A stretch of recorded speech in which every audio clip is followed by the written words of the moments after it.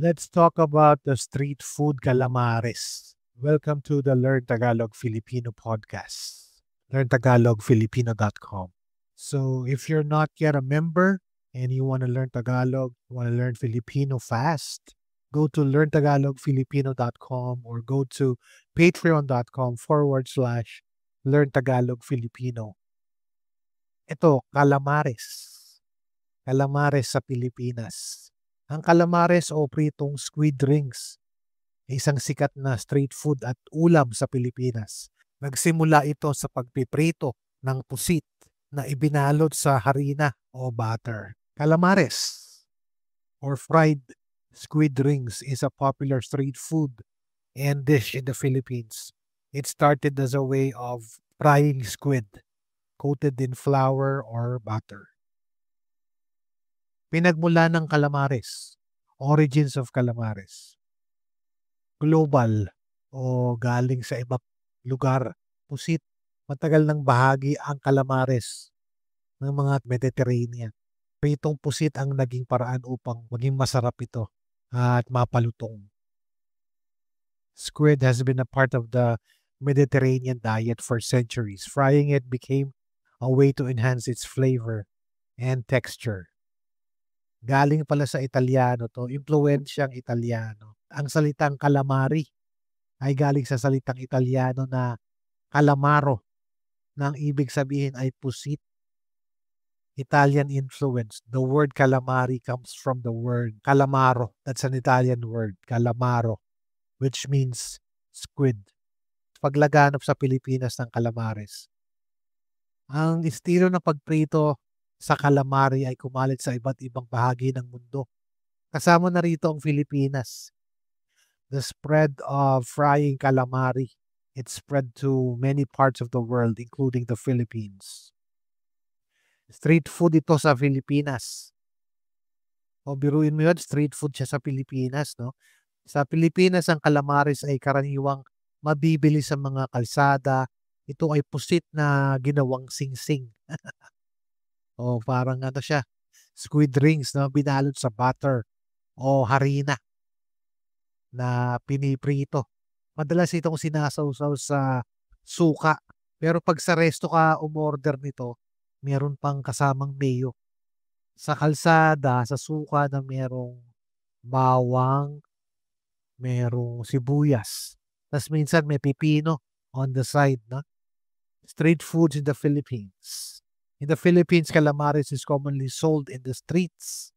It's made of squid cuts into rings, coated in butter or flour, and deep fried. It's usually served with sauces, mayonnaise, or spicy vinegar. Mahalaga ang pusit sa industriya ng pangingisda sa Pilipinas. Tumataas ang demand dito sa lokal man, dito sa Pilipinas o sa international. Squid is an important part of the Philippine fishing industry. Its demand is growing both locally and internationally. Ngayon dumako tayo sa vocabulary. Let's go to the vocabulary. Calamares, calamari, fried squid rings. Let's use this in a sentence. Mahilig ako sa calamares, lalo na kapag mainit-init pa. Mahilig ako sa calamares, lalo na kapag mainit-init pa. I love calamares, especially when it's still hot. Next, pusit, squid, pusit. Bumili ako ng sariwang pusit sa palengke. Bumili ako ng sariwang pusit sa palengke. I bought fresh squid from the market. Pusit, squid. Next word is harina. Harina, flour. Let's use it in a sentence. Binalot sa harina ang pusit bago ito iprito. Binalot sa harina ang pusit bago ito iprito.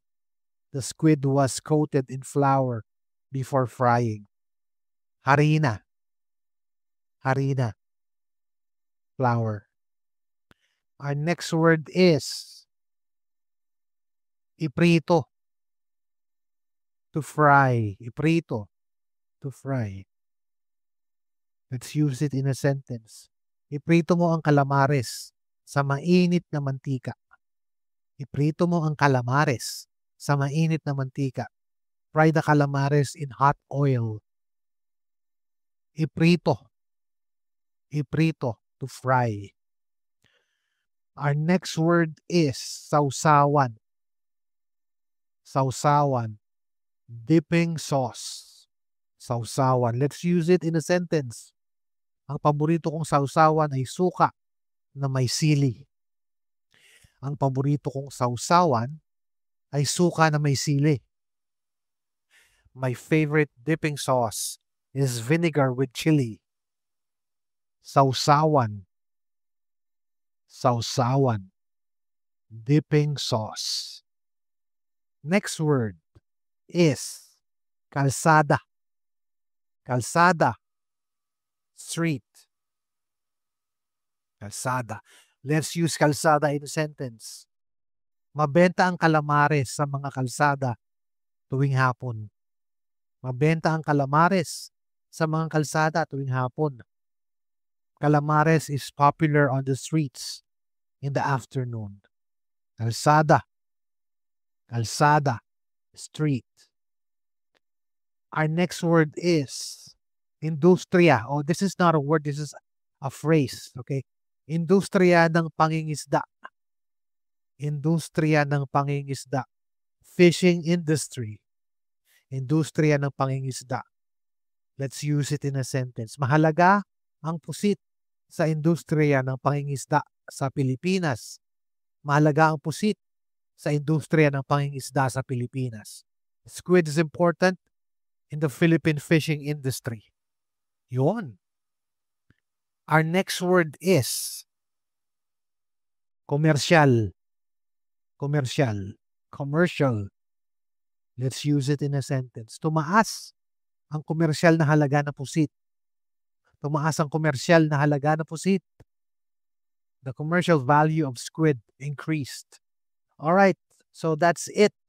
And if you would like to have a tutor, say if you're struggling to learn Filipino, I'm here to help you out, okay? I'll help you learn the language. I'll be your tutor and help you speak the language, that Filipino language right away. Probably in just a few months, you'll be able to speak it and be able to communicate with Filipinos. So you could go to learntagalogfilipino.com and click on Get a Tutor, all right? And if you're studying Filipino or Tagalog, at kung nag-aaral ka ng Tagalog o Filipino, kayang-kaya mo yan. You can do it.